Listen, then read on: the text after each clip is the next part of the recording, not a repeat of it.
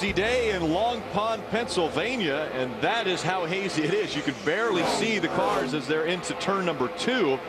But it's Brennan Poole that's in front of Ty Dillon now as they've completed 11 laps on lap number 12. They're running about a second and a half slower right now than what they had qualified. But again, everyone thought their time was going to be so much faster. But that moisture on the racetrack's making it slick, DW. Right now they're just skating around the racetrack. Yeah, I'm surprised that they're able to actually run as fast as they are because, folks, it's just as hazy as it looks like it is on your TV. Here comes Enfinger trying to take 4th away from Frank Kimmel. It's hard that higher line. Yeah, it's hard to do it on that bottom. If you're not in the grip strip, it's really hard to get the grip down there in the bottom of the racetrack. Jim Trader, what are they talking about with that 3016? Brent Enfinger's driving the same car that won here last year with driver Rob Brandt. Brandt radioed in a lap ago. The car's a little tight off turn 1 in the tunnel. Otherwise, car's pretty good. The crew reminded him to try to save some fuel. Oh, me.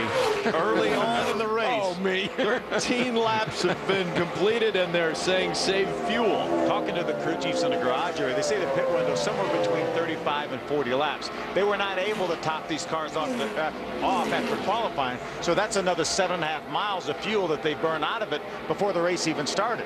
Just in the Cup Series, just like the last few weeks, fuel at Charlotte, fuel at Kansas. We know this joint's a fuel conservative race. This is a fuel mileage race. Then we're going to the Michigan. That's a fuel race. We're going to the road courses. That's always fuel. Fuel, fuel, fuel. Rocketing down the front straightaway once again. The battle for 4th continues. Grant Enfinger trying to chase down that 44 of Kimmel. Battle for 11th between the 6 of Brian Silas, who has the spot, and the 82 of Sean Corr, who continues to dog him for that position. That's Eddie Sharp's car, number 6 right there. Eddie, a longtime competitor in the ARCA series, and won the championship with Justin Lofton a couple years ago. Good car. Very good car. Looking to the inside. They're going to turn number 1, side by side now for that spot. Hard to get down on that bottom. It's bumpy. When you get down low here on that turn 1 down there now, it's real bumpy. Here you're going to get a little bit of draft, going to pull out. Now he should get up next to him and get a little side draft, but he can't quite.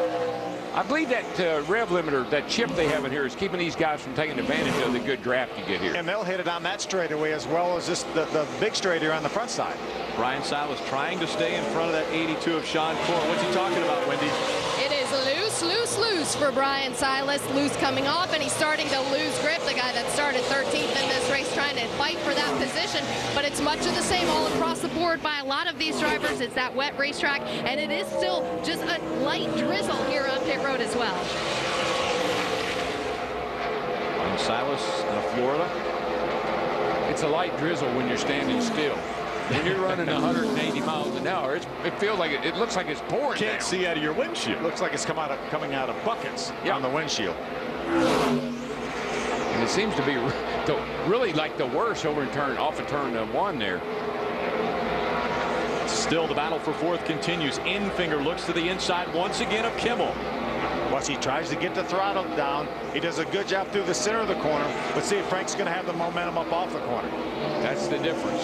You just get up high like that, get on that grip strip. Side by side at the strip for 4th and for the lead. Ty Dillon trying to get by that 25. Moves him out a little bit when they go to turn number 1.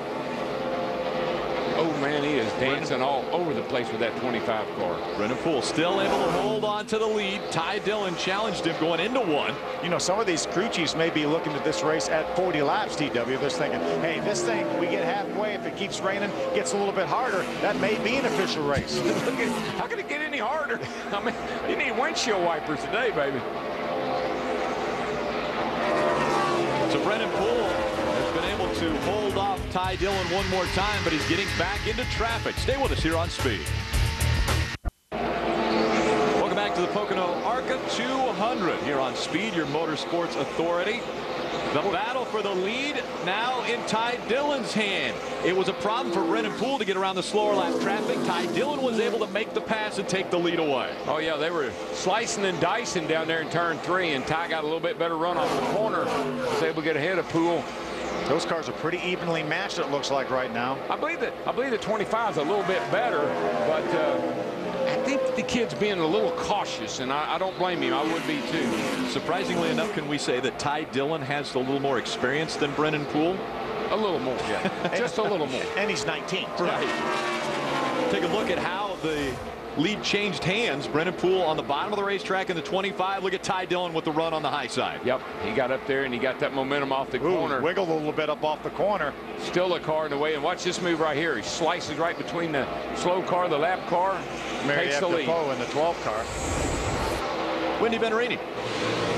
Well, listening to the radio of Ty Dillon, they said, good job just keeping your eyes open and taking advantage. When Brennan Poole did let up a little bit in traffic, Ty took advantage of it and took that lead. He said it's getting really dark, and DW, you were right off of turn 1 is where it's the worst. He's trying, obviously, to be as careful as he can. They just keep reminding him this race could be 40 laps once we get to halfway. That's probably the goal that a lot of the crew chiefs on pit road are banking on.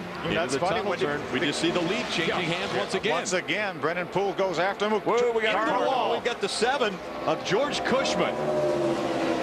No caution. Now there's a caution. Caution is out. Caution's going to come out on lap 18. DW, I think this is the opportunity to come down to pit road. Make sure you have enough fuel to get to halfway. Yes, sir. This would be a good time. Let's take another look at why we're under this first caution. Again, the 7 of George Cushman getting into the wall at the tunnel turn. I would tell you what happened, but I can't see. Looked like the leaders. That was Yeah, actually Chris Buescher. Frank Kimmel went by on the inside. That got him up out of the groove on the outside. Probably a little wetter up there because the cars haven't been going through there, DW. Yeah, I think he was trying to get out of the way. He was running 17th. Just went a lap down. As you mentioned, the lead cars had gone by. So that put him a lap down, maybe trying to push a little bit harder. So the pace car is now pacing the field once again. A very hazy day here in Long Pond, Pennsylvania. Brennan Poole back out front. Ty Dillon has been in front of this field. Those are the only 2 cars that have led laps here today. I think they know if they get into pit road now, they can go at least to about lap 60, so they'll have a little bit of insurance on being able to get past halfway. And, you know, that's the smart thing to do. But what if you were right here now and it started raining real hard and you had just gone on pit road? Right.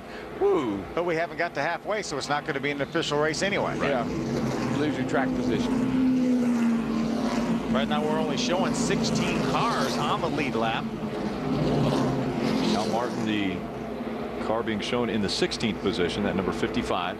Another one of Venturini Motorsports entries. This has got to be one of those times when it's just not as bad as it looks. Because some of those camera shots we've had with the water on the lens and how hazy it is. So I'm surprised that these guys have been able to do the job they've done. We've been here many times when we've delayed practice because the officials from the tower cannot see the back straightaway. Mariette Defoe in the number 12 will get the Aaron's Lucky Dogs. Here they come. On to pit road, the field will come. There's a few takers early on. Brennan Poole, your race leader, leads Ty Dillon. 44. And the 41 on to pit road. Wendy? And Ty Dillon comes down pit road in that second position. It is going to be a 4-tire change. He said, I'm just trying not to tear this thing up. His spotter said, I can no longer see you in the tunnel turn and going into turn 3. That's the difficult part, a little bit slow on there as we move forward to the 17 of Chris Buescher. Right rear wedge adjustment for that car, 4-tire stop, and he's driving right as he beat Ty Dillon of the 41 off pit road. Jim. 4 tires is the call for Brennan Poole from crew chief Billy Venturini. Half a pound of air to the left rear, 1 round down on the Panhard bar to help that situation where they're loose on exit. They're a little bit slow on the left rear. The 17, the 41, and the 31 of Tim George go by, as does Frank Kimmel. Poole goes up there.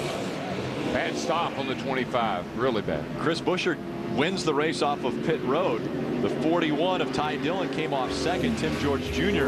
comes off third, and Frank Kimmel came off fourth. The reason for our caution, the 7, George Cushman in the wall.